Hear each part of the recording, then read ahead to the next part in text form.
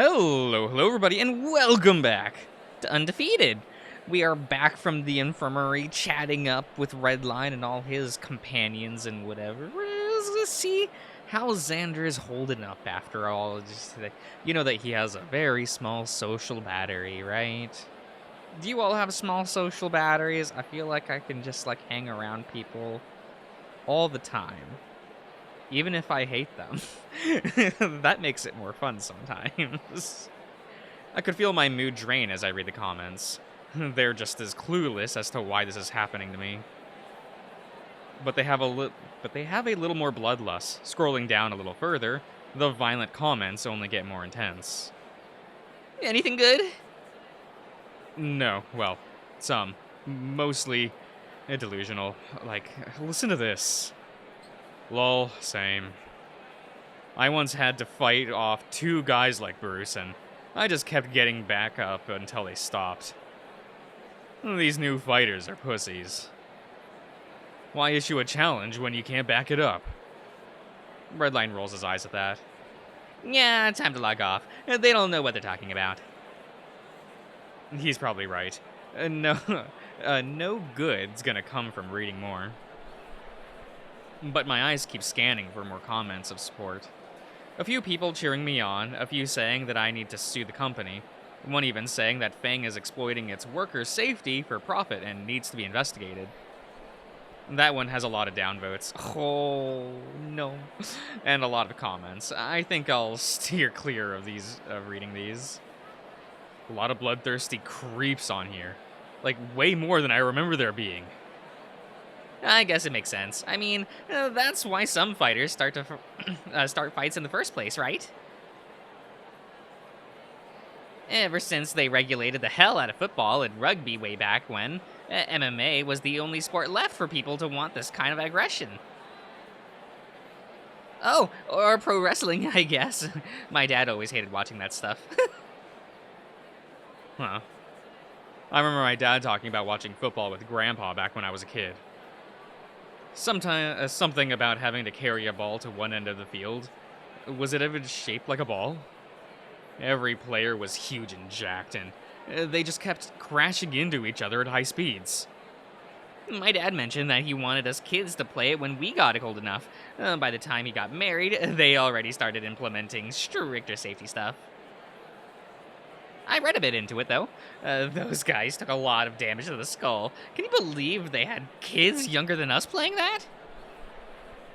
It sounds really dangerous, but Dad said it was really popular. He always said that the government went on to make it a pussy sport, whatever that means, so he never bothered showing me how to play. Not that I minded. He showed me an old match or a game once. It just looked boring. Nobody made any progress for like half an hour. Yeah, apparently a lot of people protested when the new policies came into effect. Guess all the angry people got bored of that quick and went to watch MMA. Sounds like it. My grandpa and my dad got us kids into karate instead, so I guess he got something out of it. Redline keeps talking about his family history. I ignore it and keep scrolling down the articles on head kick. More comments. Why is he challenging him? What's his deal? Alex, dude, please stop fighting Bruce. It's hard to watch. This is annoying. I've got to set the record straight. I tap the comment box and get to work. No, you just don't respond. You just don't respond. What did he say? I don't know where this narrative is coming from. I didn't channel. Yeah, okay. That cool with you, Xander? Huh? I gotten so into the comment section that I hadn't been listening to the rest of the conversation. The guys and I were gonna head to our room and play some games. You should come. That room is barely big enough to fit myself and Redline. I don't know if I'm too keen on having 5 other guys crowding around in there. I think I'll pass. I need to get to work. Get to working out. Sorry. Redline frowned at that. Redline will remember that. I thought Drayden said you should be taking it easy. I am. Just some light stuff to get back into... I don't need Redline telling me what to do. He lets out a little whine, but ends up smiling. If you say so. Need a spotter? Nope. That's the right answer, because you're because you're only gonna do light stuff. That would have been my answer regardless, but I'm glad I passed his little pop quiz. Redline's gang heads out while I take my tray to the collection area. Cafeteria is kind of empty at this point. Wonder what time it is. I pull out my phone and it seems like I accidentally posted my comment. Must have bumped it in my pocket sometime. There's a lot of replies. I feel my stomach churning slowly. That anxiety rises up. Maybe I should have said something publicly about my contract. Maybe I shouldn't have. That's shouldn't have, right? I shouldn't have. Yeah, when I put it like that, obviously. I can't find the delete button fast enough. With the tap of a few buttons, the comment section is gone. The replies are still piling up. I can't seem to delete those. I'm just gonna shut off my phone and get to work. Gotta get out of the cafeteria and hurry past Redline's friends. I don't want to get caught up trying to get my gym clothes with everyone else in the room. New clothes. Nothing more fresh than a fresh change, even if these are about to get soaked in sweat. My last clean pair, too. I'll have to find time to peel away from the others to get a load or two done. The machines are usually more free in the evening, so I'll head down later tonight. 4 wash machines for the whole floor, but only 3 of them work. Kind of ridiculous. Whatever. I need to get back on track. My legs have been aching that whole time in the med bay. Good of a time as any to get 'em moving. A few more stretches, and I hop onto the treadmill. Start it up slow. Pop the earbuds in, and bliss. Let me turn that down. Okay. No Redline, no Bruce, just me and my music. Feels a lot like when I got my own place all those years back. The apartment complex had some semblance of a workout room in the basement. It was old and honestly kind of creepy, so nobody really went down there. Thank God, too. There were only 2 treadmills and a little dumbbell rack with half the weights missing. I couldn't really afford MMA classes and a gym membership at the same time, so I had to take advantage of whatever they provided. Plus, with school and work, I had my schedule filled up anyways. Just me and my treadmill and my music. God, I still had that old MP3 player. I wonder if that's still kicking around somewhere. Ended up dropping out so I could take more hours at work. I still studied to get my GED, so at least I got that done right. Finally saved up for a proper smartphone. Work was down the street from home, and the gym was the same distance in the opposite direction, so I didn't really need a car to sink money into. Living in the bad part of town has its perks, I suppose. The apartment was cheap, even if it was held together with toothpicks and duct tape. Being down here doesn't seem too bad, all things considered. Though my apartment did at least get hot water regularly, and I had less battle damage back then. I opened my eyes to adjust to the treadmill a bit, and out of the corner of my eye, I see Bruce and his gaggle of friends off in the corner. Just don't make eye contact with me. He turns around and our eyes meet, and goddammit. Bruce doesn't seem fazed, though, just moving to the bench press to spot one of the other big guys. Oh, how big? He must have it easy. No one's trying to fuck with him. Hell, I bet no one would even bother him on the streets. I bet if I looked like that, I'd have a much easier time. Doubt anyone would ever want to get near me. Okay, maybe he is a little bit scary. My neighbors back home wouldn't even look at me if that were the case. Miss Oliver? Next door always needed help getting her holiday decorations moved in and out of storage like 4 times a year. I remember her knocking on my door like a week after I moved in, asking if I could help her move some crates. If I looked like Bruce, she probably would have steered clear. To know if anyone else on the floor ever gave her the time of day. I hope she's doing okay. I remember she baked me some cookies as thanks, and I had to turn them down, diet and all that. She kept trying different healthy alternatives after that whenever I came by to help out. I guess it wasn't so bad up there, even if I was broke as hell. Rather be broke than living with Mom and... Dad. The phone calls stopped my music, so I can't just ignore it. I learned from my last mistake and look at who's calling me before yelling at them. Unknown number. Better than the alternative, I suppose. Maybe Drayden's calling me to remind me of something. I accept the call. Hello? A familiar squeaky voice chimes over the phone. God, it's Theodore. What? He's brave enough to make a phone call? I would think this lad would, only send the most impersonal of emails just to not disturb anyone. Just to be like, oh, dear. You know, you're kind of like, I don't want to disturb anyone or interrupt. And I bet he's one of those people. Alex, I apologize for interrupting your time on the treadmill. Yeah, see, he's one of those people. Always about that, I don't want to interrupt. But remember to always interrupt people, you know. I think it's funny to call people or message them out of the blue. I don't do that. But sometimes I do. I don't do it often. But sometimes I'm like, can I annoy someone? Sometimes I get those urges where I'm just like, I'm bored. I want to see if I can annoy anyone. I want to see if I can peck someone. See if they poke back, even just a little bit. Usually, most of my friends know that I'm doing that, and they just don't respond. I'll just send them something stupid, and they know not to respond. But I need you to please report to the commissioner's office immediately. Oh, okay. Should I change her? The call disconnects. He didn't even tell me where the office is. Oh. Maybe this is the chance to talk about my contract. Did Drayden finally get in touch? Or maybe Bucky reached out? I stepped down off the treadmill, wrapping my earbuds up and shoving them into my pocket. Bruce is still with his buds, laughing at one of them, struggling to lift the barbell. Gonna ignore that and head out. Fresh out of the gym, and the lack of sweat in the air is just refreshing. It's just as refreshing as well. What, does he not like the smell of sweat? That would be weird, right? If you did, you know. The two large men in suits standing on either side of the door was new, though. Yeah, Alex. Yeah. Follow us.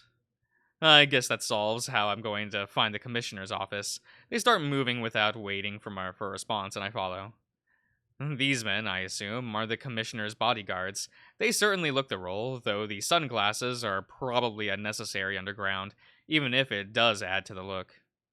On the left is an elephant, on the right is a rhino, both about as big as Bruce, dressed up in some business suits that probably cost more than I make in a decade. Silent, too. Fine by me. But it is getting weird looking from anyone walking down the hall, seeing me surrounded by these two. They take me down towards the immersion chamber and then through the corridor leading to the arena. Or at least that's what I was thinking, with the rhino leading the way and the elephant behind. We took a much shorter path to a much more ornate looking door. A rhino wraps against it. Okay.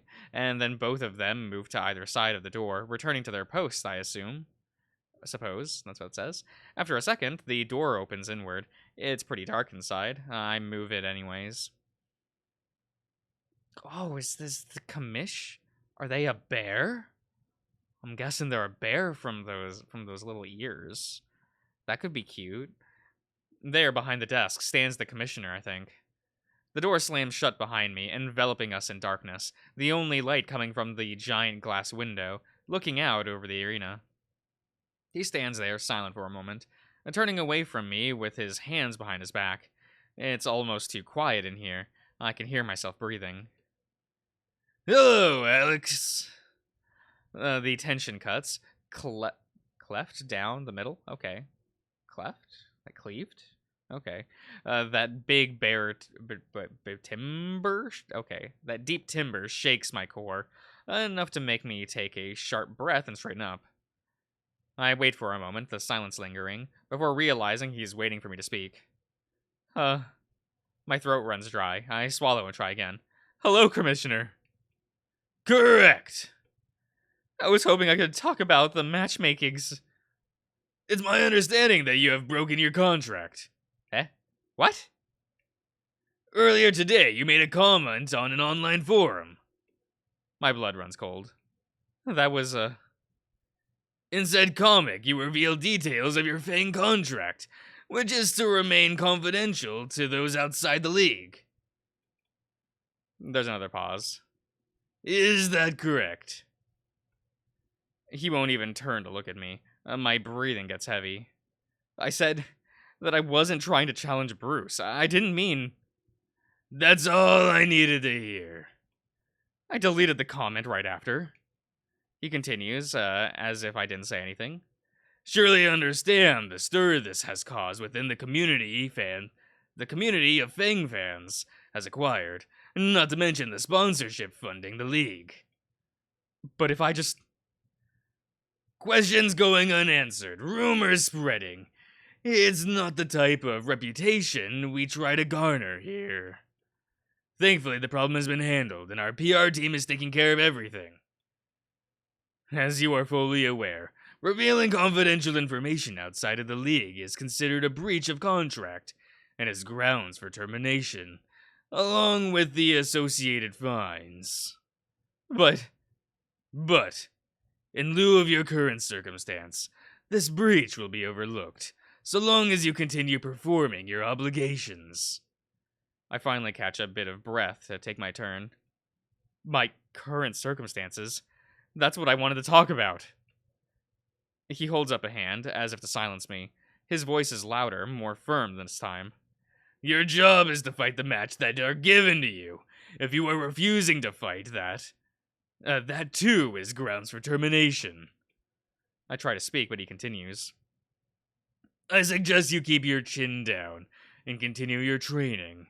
If you are unable to do that, then I am unsure if you are fit to continue in the Fang League. Okay. If this sort of slip-up happens again, there will be consequences. And we'd hate for you to lose this opportunity at Fang. Oh, he's not a bear. He's a dog. Look at this dog.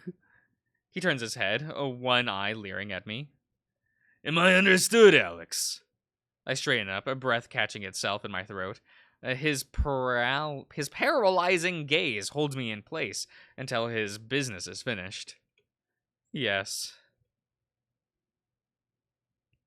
We both turn our eyes away at the same time, and he returns to surveying his arena. That's what it says. I look forward to watching your match. As if on cue, the door opens behind me, and the bodyguards are presented once again. They lead me back the way we came, in the same formation up through the twisting tunnels that form the underbelly of the league. The rhino opens the final door, and the elephant forces me through it into the hallway. I turn to look at them, but the door has already been slammed shut. A lock clicks from behind it. So, that's it. It's been buzzing in my mind, through my body, until my skin, and under my skin this whole walk up. That was my one chance to fix things. To fix anything. To try anything. I need to go. I need to do something. My legs move on their own through the hallways, past some strangers, down to some of the gyms. I need to do anything. There has to be something I can do. Is there anything I can do? I move up onto a treadmill, my mind racing as it crawls to a start. There has to be something. I can't just be trapped down here. Quitting is always an option. I can always quit, like Bucky said. I can always quit. It keeps ringing in my head, a canopy of a voice that doesn't know what it's talking about. Cacophony, not canopy. What am I reading? Cacophony! That's what that says. Xander? My eyes laser focus on Redline. He's here too. Cool. Awesome. Great. He has no fucking clue what I have to go through. I was gonna come check on you, but you weren't here. You doing okay? Great. Great? I nod. He just sort of stands there. Did something happen? I don't want to fucking deal with him. That's what it says. I turn off the treadmill and stumble down off it. I'm brushing past Redline to the other equipment. I need to focus this frustration out. Bruce's friends are using this bench press earlier. Fuck it. I just need something. I need to do something. I just keep my chin down and focus on my training. That's what I need to do. Xander! That's enough weight on this barbell for me. This is fine. I have already laid down. I might as well do something with it. I grip the barbell and open my eyes. Redline standing right above me. Need a spotter? Sure. Fine. My arms lift the barbell off its perch. This is nothing. I can do this. I can do anything, right? That's why I came down here. That's what people have been telling me since day fucking one. I feel like I'm hallucinating. None of this is real.